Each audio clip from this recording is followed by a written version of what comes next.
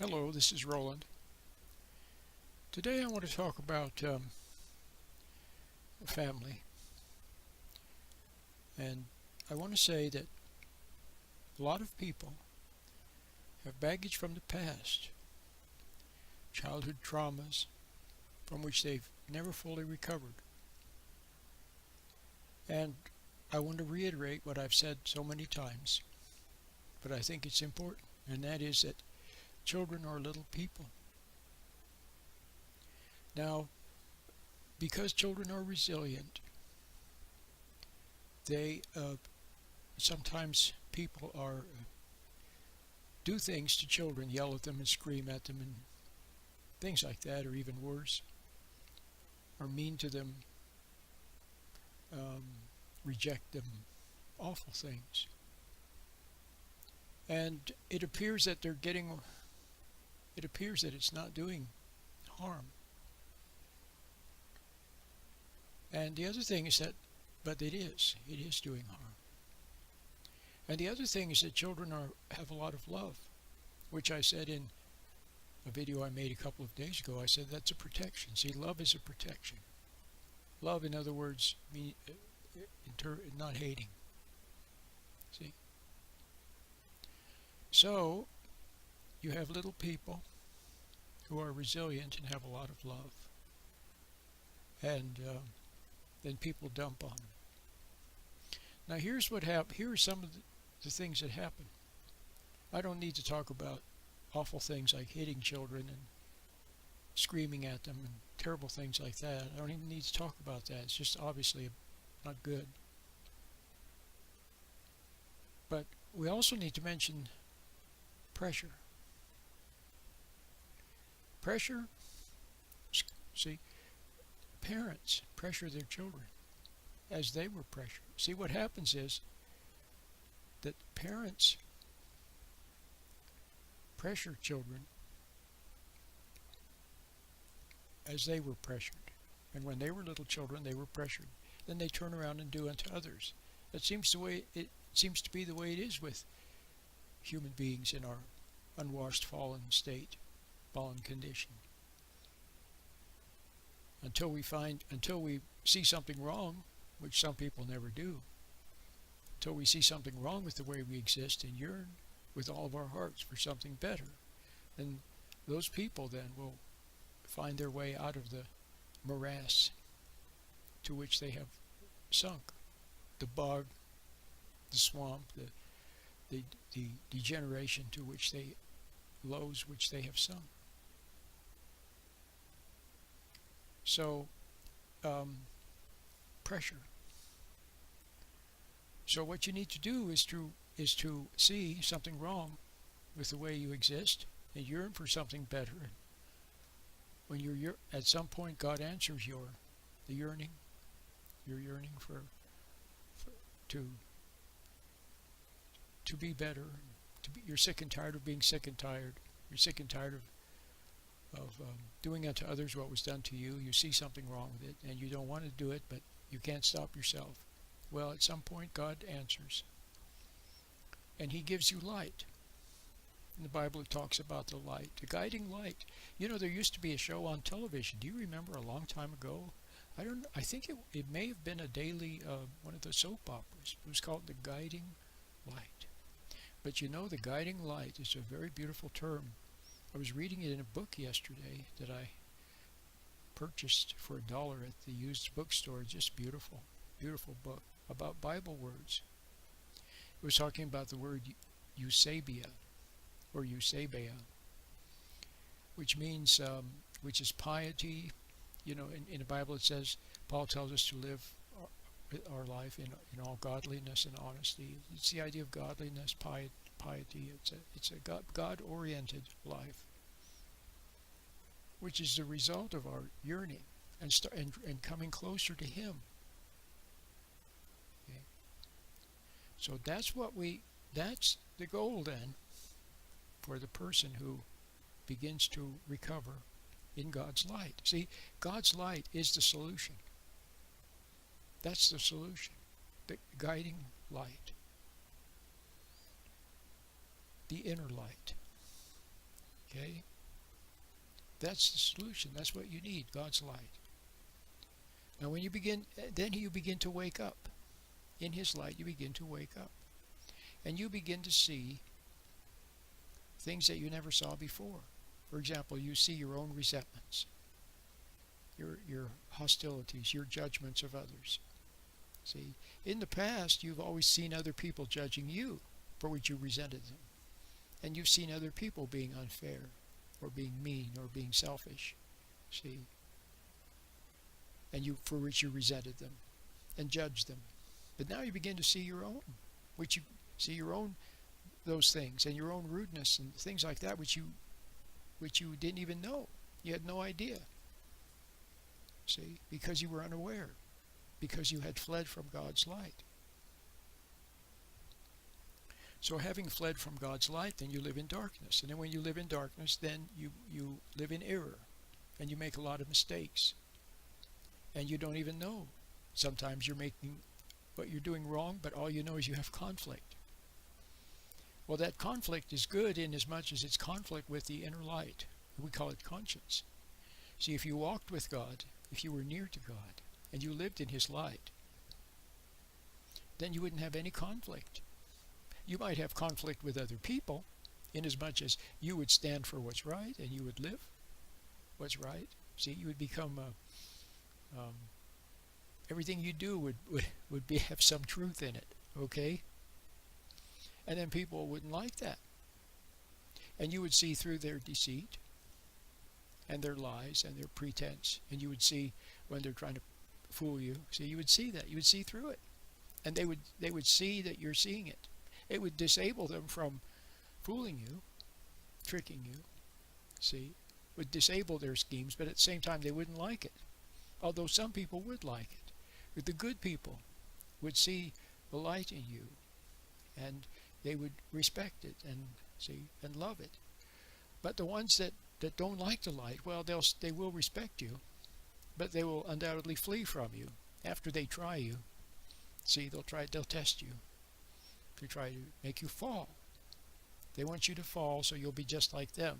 Because if you're noble and truthful, and you see through their deceit, okay, and you don't go along with them with the rotten things that they do, then you will stand out like a sore thumb, and you will make them feel uncomfortable. See, it'll make them aware of their own rottenness, and they won't like that one bit, so they want to make you fall. Just like kids, teenagers or something, if they're smoking, and they want to get all the other people to smoke with them. See, that way they won't feel uncomfortable. See, so now you see why you need God's light. Now let's get back to little children again. Little children are little people, and they're actually very close to God. Little children are very close to God. Okay, but they're still little children. Okay, when you grow up and you yearn with all your heart for something above the awfulness to which you have sunk, then God answers, see, and then He draws you near. The first thing He gives you is light, and then the first thing you'll see is your own mistakes, okay, but you'll see them in God's light. So you'll see old mistakes in the light of new understanding. You'll see old mistakes in the light of new understanding. See, before you always tried to deal with your mistakes. What was wrong with you when you did see it? See, sooner or later the evidence of your errors, you couldn't help but see the evidence of your errors, and then you tried to fix yourself, make yourself better. See, but you can't. A leopard can't change his spots. See, you can't pull yourself up by your own bootstraps. So you need something else to be added. You need a catalyst to be added. And that catalyst is God's light. Then in God's light, then you see your old mistakes in light of new understanding. But now you're not alone as before. Before you tried to struggle with things on your own and you couldn't make yourself better. See, or you exposed your errors to someone else, like a psychiatrist or a counselor or someone, and a priest, Well, they say confession is good for the soul. Well, maybe it's better to confess as you bring things out than to suppress them. But yeah, those other people, they couldn't help you. See, all they could do is then talk about the thing in their in their limited ego light. See, and that what you need is God's light, to see it in God's light. Then when you see it in God's light, okay, two things. Number one, you see the truth about your error. You see the whole truth. See, not just a limited truth. See, the limited truth is, okay, you made an error. But the whole truth is more like why you made the error and why it was done to you. And then you did to others what was done to you. And you were living in darkness. And you didn't really want to mess up, but you couldn't stop yourself. See, that sort of thing. So you see the whole truth. So you're sorry about what you see. You regret your errors. But at the same time, you sense in God's light that He doesn't judge you. See, that's the thing. People have always judged you. And a lot of people get hurt very much when other people judge them. See, there's a difference between judging and discerning. See, one time, I always talk about the English teacher that I had, the good English teacher. And she could say to me, Roland, you're not performing. You're wasting your talent. You have a lot of talent, and I expect you to start doing better because you can do it. See? She could say that to me because there was no judgment in it. She just discerned, see, that I was not living up to my potential and that I could do better. She discerned it, and so she spoke out. You know, they call that tough love. But there was no judgment in it, see? But for the most part, people judge us. You see them judging you. You see them judging you if you make a little mistake. You see them judging you for no mistake whatsoever, just for being. See, that's how hateful they are. But that's all they know. But now remember, that's all they know. That's all they know is judging and being judged, deceiving and being deceived. See, hurting and being hurt. That's all they know. And so don't hate them. That's the secret. Don't hate. If you see them judging you, okay, it's all right to see that they're wrong for judging you, but don't hate them. Don't judge them back. See what I mean? You judge them for judging you. You see what I mean? So you've been close enough to truth over the years to see other people judging and being mean and cruel and whatever else they did, or being phony, pretending to love you when they really didn't, lying to you. All that you saw that, but you couldn't help. But all you knew was judgment, so you judged them and you resented them. Now you have to see that you see their errors, but you just don't judge them and resent them anymore. See, you'll see that in God's light. See, and then you'll also see that you couldn't help yourself either. See, so then you can, in a sense, forgive yourself. In other words, God forgives you. You sense somehow that He doesn't judge you. He just wants you to see your error so you understand it, that it's an error, and don't do it, make it anymore. That's all. And then you don't have to judge yourself. You see that He's forgiven you. Okay? And then it's easier to forgive to not judge other people. Okay? So anyway, now perhaps you can see that your parents couldn't help themselves. They came from extremes, see? Extreme situations. Dysfunctional, see? The first dysfunctional family was at the very beginning of the human race, and ever since, every family has been dysfunctional with very few exceptions. And the dysfunctionality, and then people lying about it. See, part of the thing, too, that's done to little children is that the big people around them, like parents or other people, are cruel or mean or impatient. See? And the children see it, but then the parents lie about it and say, "Well, I wasn't mean. I wasn't being impatient. It's your fault." Or they say, "You didn't see what you see." They won't let you see what you see when you're a little child. See? You see the truth, they won't let you. Or you want to say the truth and you get slapped down. See? So truth is denied. So most families, it's in tremendous denial.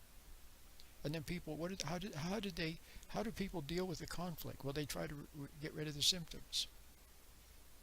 So what they do is, well, they'll slap the child down for telling the truth and making them uncomfortable, or they'll take pills, drugs, see, alcohol, marijuana, trying to alleviate their conflict. And what is their conflict with? The conflict is with God, actually, with conscience.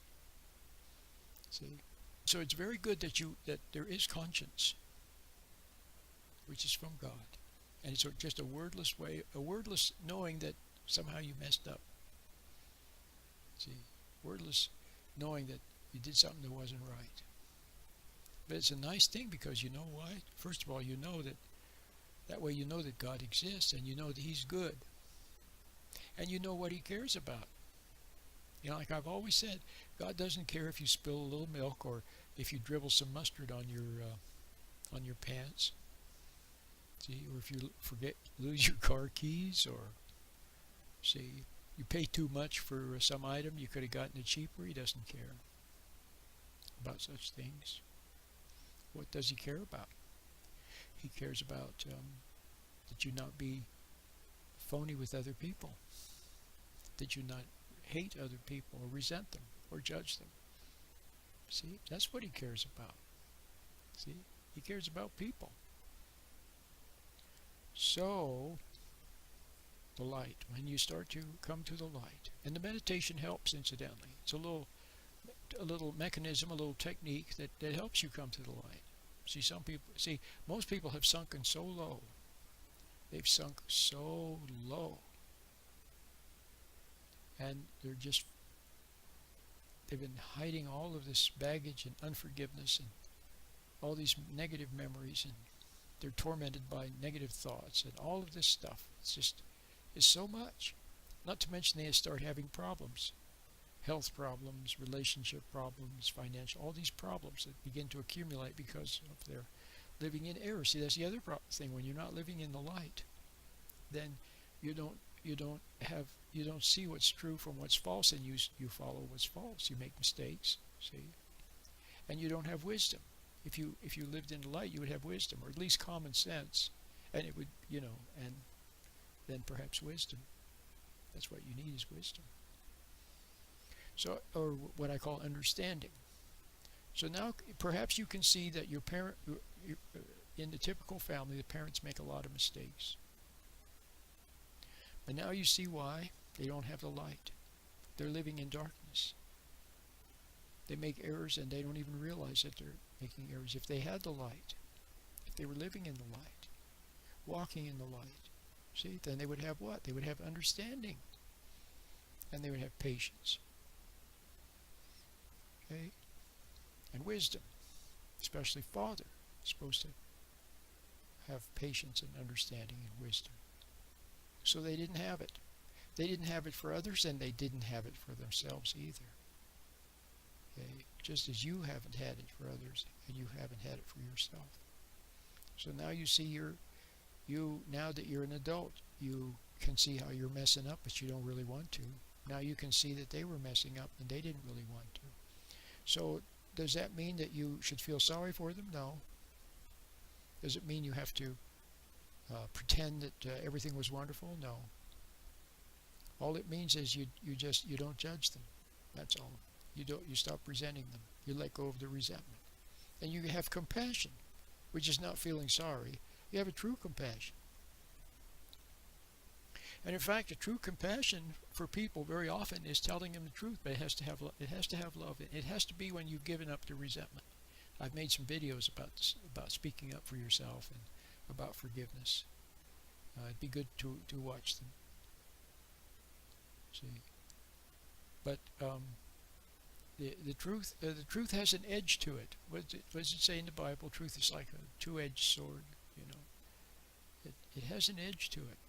It wakes people up. So if you tell people the truth without guile, without ulterior motive, when you get your ego out of the way, okay, then you'll spontaneously say something and it's true, but it tends to wake people up. Now, some people want to wake up. Okay, they want it. They're glad to wake up and to come to the light. They like that. Other people don't want to. They want to continue hiding from the light, and so they'll rush away. And they'll do what they've done their whole life. See, if you say the truth, then you become like an external conscience to them, which they feel like you're persecuting them, even though you're not. All you did was speak the truth. But they can't bear it because they can't bear the light. They don't love the light. See, that's the difference between people, which you can't tell on the surface who's who. See, people in your own family. See, who you might suddenly find that they love the darkness, and they never want to admit they're wrong, and they don't want to come to the light. See, some people even go to the extreme of getting involved with religion, to put a false veneer to fool themselves into thinking that they're good or nice, and to cover up their impieties. You see what I mean? Which they fool a lot of people, and they fool themselves. But when you have the light and walk in the light, then you'll see that. But now you won't hate them. See, that's the other secret. People are hypocritical. Don't hate them either. See, more and more, the closer you come to the light, the more you have understanding, the less you judge other people. You discern error, but you don't judge them. And sometimes you can say something. You can point something out that could help wake them up, and sometimes there's nothing you can say. Okay, but all things. See, what does it say in the Bible? It says all things work for good for those who love the Lord. So, like I said, what you need is the light. That's why I always talk about the meditation. See, there's a lot of sorting out to do, a lot of things to see, to realize. See, not only about mistakes, but then shining truth. You know, burning questions that you maybe always have had about God and about Jesus, and you hear people talking about Him, but you're not sure, right? You're not sure. You hear what they say sounds, it sounds, clever enough and possible enough, but you're not sure. Well, you know something? That not being sure about such things that people say, that's actually a gift. In other words, you're waiting until you do know. See, there's a good doubt and a bad doubt. And the good doubt is when in God's light you see something it's just not totally true, or not to be believed. Okay, maybe it's right, maybe not, but somehow you just hear what they say, but you don't give yourself to it. You see what I mean? You don't give yourself to them. You just hear what they say, let it go in one ear and out the other, and you wait until you do know. Then God will quietly inform you from within. You'll wake up one morning and you'll know. You'll just know what's true. See, and and it's very comforting to know. And it doesn't depend on other people. See, the problem in life is that you have become hypnotized by other people, and other people, in a sense, you could say, have done a number. People have done a number on you. They've really done a number on you. But now you can also see, in light of what I've said, that it's partially your fault. Well, let's not say fault, but it's partially because you resented them. But now you know how to handle it from now on, and that is not resent them. It's okay to see an error, discern an error, but just don't hate the person. Don't resent the person. Okay? So we've covered a lot of ground here, and I think I'll make an end to this video because there's been a lot of food for thought here. A lot of food for thought. My name is Roland.